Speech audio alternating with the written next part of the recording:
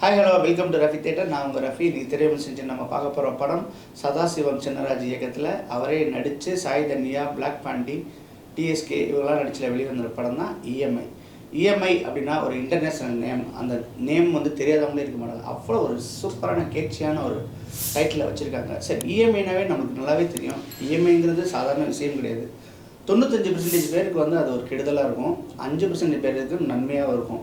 நன்மைன்னு நினச்சிட்டு நம்ம போனோம்னா 95% கெட்டதெல்லாம் போய் முடியும். ஒன்றுமே இல்லைங்க. அது வந்து ஒரு ஆர்வத்தை தூண்டிகிட்டே இருக்கும். என்கிட்ட 100 ரூபா இருக்குது, ரோட்டு கடையில் நான் சாப்பிட்ருவேன். அதே இது கிரெடிட் கார்டோ இஎம்ஐ ஆப்ஷனோ இருந்துச்சுன்னா என்ன செய்வேன், போய் புகாரில் போய் சாப்பிட்டு ஒரு 350 ரூபாய்க்கு பிரியாணி வச்சுருவேன். நான் கொஞ்சம் நாள் கழிச்சு கட்டும்போது பார்த்துக்கலாம்னு சொல்லிட்டு.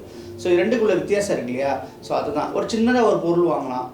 ஓகே, ஒரு 5000 ரூபாய்க்கு ஒரு ஜாமான் வாங்குறோம், ஒரு ஸ்பீக்கர் வாங்குறோம், ஒரு 5.1 ஸ்பீக்கர் வாங்குறோம் 5000 ரூபா. அது கட்டி முடிச்சோம் என்ன செய்யலாம், சரி பெருசாக ஒரு டிவி வாங்கிடலாமா, நம்ம வீட்டில் 42 இன்ச் டிவி இருக்கலாம், ஆனால் ஒரு பெருசாக 65 போகலாமேன்னு போகலாம். இந்த இஎம்ஐ ஆப்ஷன் இல்லைன்னா நம்ம மட்டும் மூடிட்டு இருப்போம். படத்தோட கதை என்னன்னு கேட்டிங்கன்னா, ஒரு நடுத்தர வர்க்கத்தை தான் வந்து இந்த இஎம்ஐ வந்து டார்கெட் பண்ணுது. பணக்காரவங்க யாரும் இஎம்ஐ போக மாட்டாங்க, அதே மாதிரி ஏழையும் இஎம்ஐ பண்ண மாட்டாங்க. நடுத்தர மக்கள் இருக்கு இல்லையா, அவங்க பாதிக்கிறது வந்து இந்த இஎம்ஐ தான்.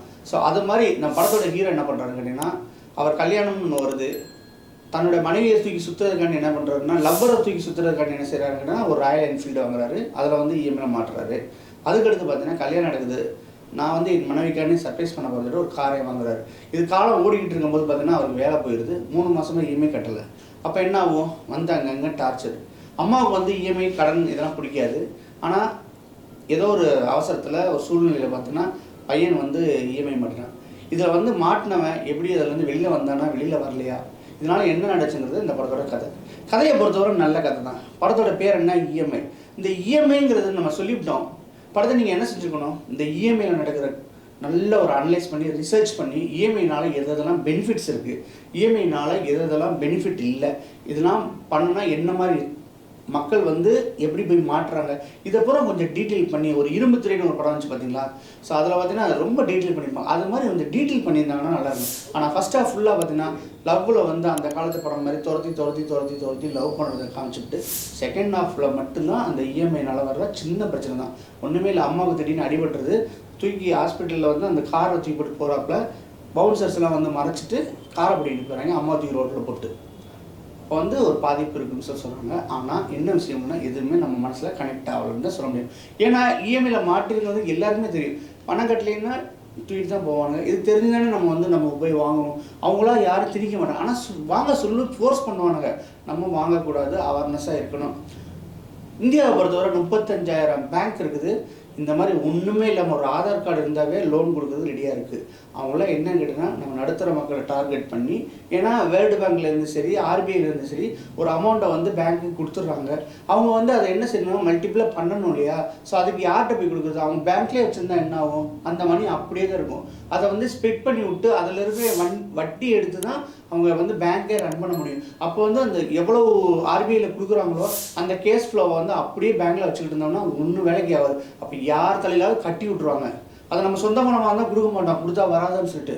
அது மொத்தமாக வந்து கவர்மெண்ட் பணம், ஆர்பிஐ பணம், அந்த பேங்க்கோட பணம். அதனால் வந்து அதை ஸ்பிட் பண்ணாதான் அவங்க வந்து பேங்க்கே ரன் பண்ண முடியும். அப்போ யார் தலையில் கட்டுறது அப்படின்னா, பணக்கார வாங்குவானா வாங்க மாட்டான், ஏழைகள் வாங்குவாங்களா, நம்மளால் கட்ட முடியாதுன்னு அவங்களும் வாங்க மாட்டார். ஸோ அந்த நடுத்தர வர்க்கத்தை வந்து டார்கெட் பண்ணி எடுக்கிற படம். இவ்வளோ ஒரு நல்ல மேட்ரு இருக்குது. அதை கரெக்டாக சொன்னாங்களான்னு அதுதான் நம்மளுக்கு வருத்தமாக இருக்குது. இருந்தாலும் வந்து சின்ன பட்ஜெட்டில் ஒரு நல்ல முயற்சி பண்ணியிருக்காங்கன்னு தான் நம்ம சொல்ல முடியும். ஹீரோ அந்த சதாசிவம் சின்னராஜே வந்து பண்ணியிருக்காரு. ஓரளவு அவர் டேரக்டருங்கிறதுனால என்ன நம்ம வந்து அவுட்புட் கொடுக்கணுமோ அந்த அவுட்புட்டு கொடுத்துருக்கான்னு சொல்ல முடியும். சாய் தன்யா ஹீரோயினை பற்றி நம்ம சொல்லியே ஆகணும். பார்த்தீங்கன்னா என்ன சொல்கிறதுனா, ஆல்மோஸ்ட் கைடல் அவருடைய அப்பியரன்ஸில் அப்படியே இருக்காங்க. ஹோம்லியாக வர்ற சீன்லேயும் சரி, ஒரு ஹவுஸ் ஒய்ஃபாக வர்ற சீன்லேயும் சரி, அவங்க மாடர்ன் ட்ரெஸ்ஸில் ஒன்று வராங்க. எல்லாத்துலேயும் பார்த்தீங்கன்னா அந்த பொண்ணை கைடல் ஓவரை வந்து இது பண்ணுற மாதிரி வந்தது வந்து பெரிய ஆறுதலாக இருந்துச்சு. படத்தில் வந்து பார்த்திங்கன்னா அவங்க வந்து ஒரு கூலாக இருக்கும். அந்த படத்தை வந்து அப்படி நகர்த்தி கொண்டு போனது அவங்க தான். மற்றபடி பார்த்திங்கன்னா செந்தி அவங்க வந்து பார்த்திங்கன்னா ஒரு அம்மா கேரக்டர் பண்ணியிருக்காங்க. அவங்களுமே நல்லாவே பண்ணிகிட்ருக்காங்க. அடுத்து பார்த்திங்கன்னா சில கேரக்டர்லாம் வர்றாங்க. ஆதவனுங்கிறது கலெக்ஷன் ஏஜெண்ட்டாக வர்றாரு. ஒரு கலெக்ஷன் ஏஜெண்ட்டை வந்து எந்த மாதிரிலாம் வந்து நம்மளை வந்து டார்ச்சர் பண்ணுவோம்னா அந்த டார்ச்சர்லாம் பண்ணுறதுலாம் வந்து ரொம்ப யதார்த்தமாக இருக்குது. பிளாக் பாண்டி இன்னொரு ஃப்ரெண்டு சேர்த்து காமெடி பண்ணியிருக்காங்க. எங்கேயுமே காமெடி ஒர்க் அவுட் ஆகலை. காமெடின்னு பார்த்தீங்கன்னா ரொம்ப கிரிஞ்சான காமெடியாக போடுறதுனால நமக்கு வந்து முகம் சொல்லிக்கிற மாதிரி தான் இருக்குது.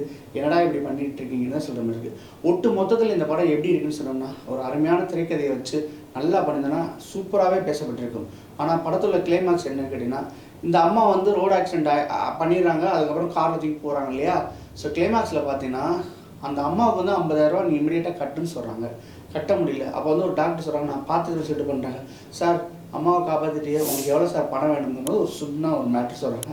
தமிழ்நாடு அரசு வந்து பார்த்திங்கன்னா ரோடு ஓரத்தில் யார் ஆக்சிடென்ட் பண்ணாலும் அவங்களுக்கு வந்து 1 லட்சம் இம்மிடியேட்டாக வந்து அந்த ஹாஸ்பிட்டல் வந்து அந்த செலவை ஏற்றுக்கிட்டு பண்ணுறதுக்குள்ள வழிவகையை முதலமைச்சர் செஞ்சுருக்காங்கிறத ஒரு மெசேஜ் சொல்கிறாங்க. இது யாருக்குமே தெரியாத மெசேஜ். அந்த மெசேஜ் மட்டும் படத்துக்கு எல்லாரையும் வர வைக்குமான்னு கேட்டால் கண்டிப்பாக மாறிடுது. அது ஒரு சின்ன ஒரு ஏரியா, ஒரு வாட்ஸ்அப்போடைய ஃபார்வர்ட் மெசேஜ் மாதிரி ஒரு ஏரியா. பட் ஆனால் அது தெரியாத மெசேஜ் தான் நான் நினைக்கிறேன். பாதி பேருக்கு தெரியாத மெசேஜ். எனக்கு கண்டிப்பாக அந்த மெசேஜ் தெரியாது. ரோட்டோரத்தில் யார் அடிபட்டாலும் அவங்களோட மருத்துவ செலவு வந்து 1 லட்ச ரூபா வரை கவர்மெண்ட் ஏற்றுக்குங்கிறது எனக்கு தெரியாத விஷயம். ஸோ அது வந்து கொஞ்சம் ஒரு ஆறுதலாக இருந்துச்சு. இருந்தாலும் பார்த்தீங்கன்னா இந்த விஷயத்தை எடுத்து அட்டன் பண்ண டேரக்டரை வந்து நம்ம பாராட்டியே ஆகணும். மியூசிக்கும் பார்த்தீங்கன்னா மியூசிக்கை பற்றி சொல்லி ஆகணும். ஸ்ரீநாத்னு சொல்லிட்டு ஒரு மியூசிக் போட்டிருக்காரு. நல்ல கிரேஸான மியூசிக் போட்டு ஒரு நல்லாவே பண்ணியிருக்கான்னு நம்ம சொல்ல முடியும். என்ன சொல்கிறது, ரொம்ப ஒரு பழைய படத்தில் உள்ள அந்த கிரேஸான மியூசிக்லாம் போட்டு பேக்ரவுண்ட் எல்லாம் நல்லாவே ஃபில் பண்ணியிருக்காரு. சாங்ஸு பார்த்தீங்கன்னா எங்கேயோ கேட்ட மாதிரியே இருக்கும். அந்த மாண்டேஜ் சாங்ஸும் இல்லாமல் அந்த அழகே பிரம்மனிடம் அந்த மாதிரிலாம் ஒரு சாங் இருக்கு இல்லையா? ஸோ அந்த ரேஞ்சிலேயே எல்லாமே பண்ணியிருக்காங்க. அதுவும் ஓரளவு ரசிக்கிற மாதிரி இருந்துச்சு. சினிமோட்டோகிராஃபியை நம்ம சொல்லியே ஆகணும். ஃப்ரான்சிஸ்னு ஒருத்தர் பண்ணியிருக்காரு. அந்த பட்ஜெட்டுக்கு என்ன பண்ண முடியுமோ அதை வந்து ரொம்ப தத்ரூபமாக பண்ணியிருக்கல. சூப்பரான கேமரா இருக்குது, அதில் எந்த சந்தேகமே வேணாம். பார்க்கும்போது இது சின்ன பட்ஜெட் படமா பெரிய பட்ஜெட் படமானு அப்படி இருக்கும். சில படங்கள் பார்த்துருப்போம் நம்ம. சின்ன பட்ஜெட் படத்தில் பார்த்தீங்கன்னா ஒரு சீனுக்கும் அடுத்த சீனுக்கு இடையிலே ஒரு பெரிய ஜம்ப் இருக்கும். அது வந்து பார்த்தீங்கன்னா சினிமோட்டோகிராஃபியே நம்மளுக்கு வந்து என்னடா இது வந்து ஒரு 12 மணிக்கு வெயில் எடுத்த மாதிரி இருக்கும். இது வந்து பார்த்தீங்கன்னா 10 மணி வெயில் எடுத்த மாதிரி இருக்கும். ஸோ அந்த வேரியேஷன்லாம் எதுவுமே இல்லாமல் அந்த கலர் கிரேடிங் கூட கரெக்டாக பண்ணியிருக்காங்கன்னு சொல்ல முடியும். ஸோ அந்த வகையில் வந்து சினிமோட்டோகிராஃபி அந்த ஊரோட அழகாக காமிக்கிறது சரி, அந்த பொண்ணை கூட ரொம்ப அழகாக காமிச்சிருக்காங்க. ஒரு 6 பேர் 8 பேர் உட்காந்துருந்தா கூட அந்த ஃப்ரேம்ஸ்லாம் வந்து ரொம்ப நல்லா பண்ணியிருக்காங்க. இது வந்து சின்ன பட்ஜெட்டில் வந்து அமையிறது ரொம்ப கஷ்டம். அந்த வேலையை சினிமோட்டோகிராஃபர் வந்து ரொம்ப நல்லாவே பண்ணியிருக்கான்னு சொல்ல முடியும். ஒட்டுமொத்தத்தில் ஒரு நல்ல டைம் இருந்தால் ஒரு தடவை வாட்ச் பண்ணலாம். எனக்கு வந்து 10க்கு இந்த படத்துக்கு வந்து 5.2 கொடுப்பேன். மீண்டும் அடுத்த நிமிஷம் சந்திக்கிறேன். அதுவரை பாய். இந்த வீடியோ பிடிச்சிருந்துச்சுன்னா லைக் பண்ணுங்க, ஷேர் பண்ணுங்க, கமெண்ட் பண்ணுங்க. ரஃபி தியேட்டரை மறக்காம சப்ஸ்கிரைப் பண்ணிருங்க. பெல் பட்டனை கிளிக் பண்ணிருங்க.